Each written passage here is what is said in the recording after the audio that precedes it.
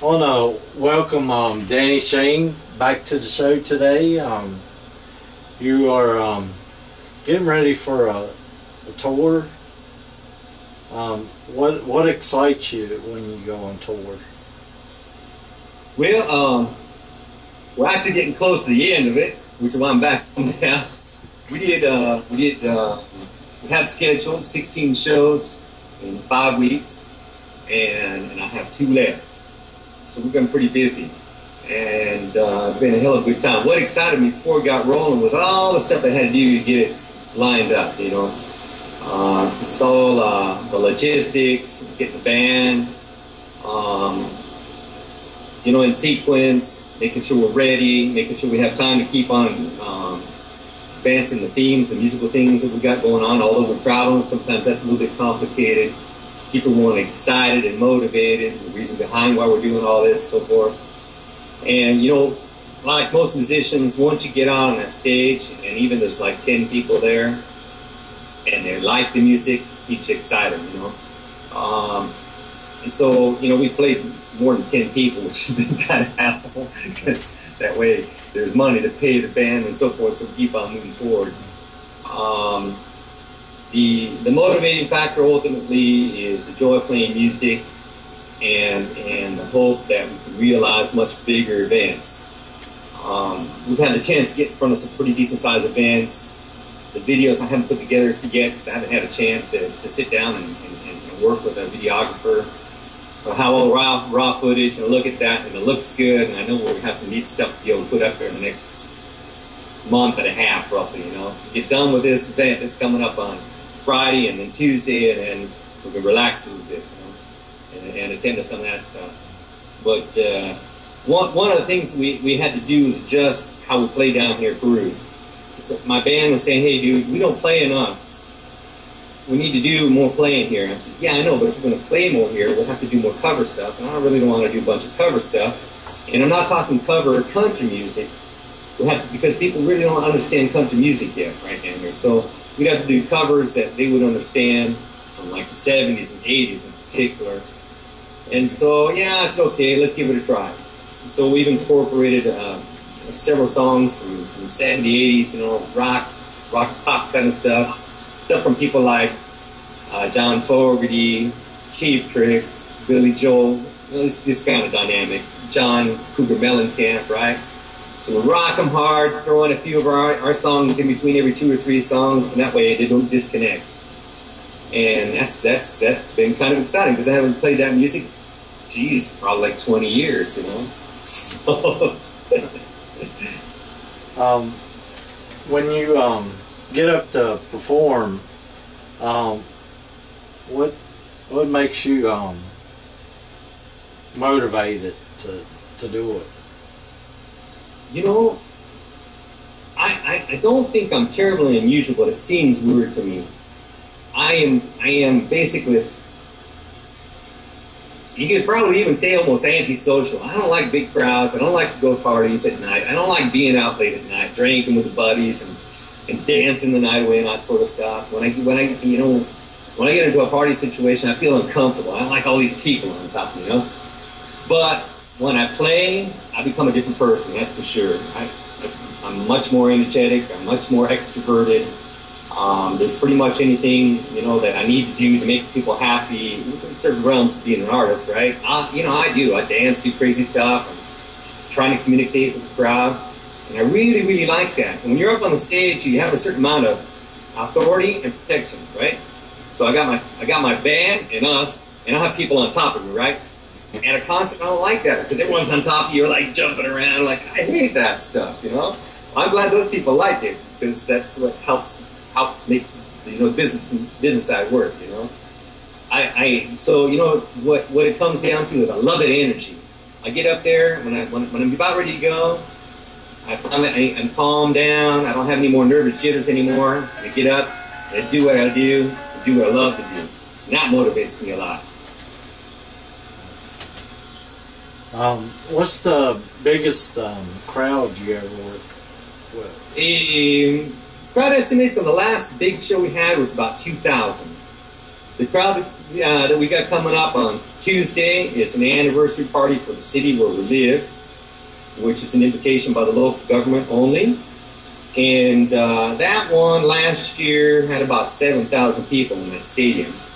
And we're going to be playing at night, so we should be in front of somewhere between 5,000 to 8,000 people. And that'll be the biggest crowd I ever played in front of. And that'll be a hell of a good time. I'm really looking forward to that. That's what we've really been working forward to, you know. When I planned out this 6-week tour, I wanted to have all the stuff lined up. So as we're advancing, we're going from smaller shows to larger and larger shows. And this is like the biggest show. And by then, in theory, we have the best show available. And it's worked out that way. We're really tight now. I'm ready for it. In the future, who would you like to open up for? Oh, wow. I would love to open up for a variety of people.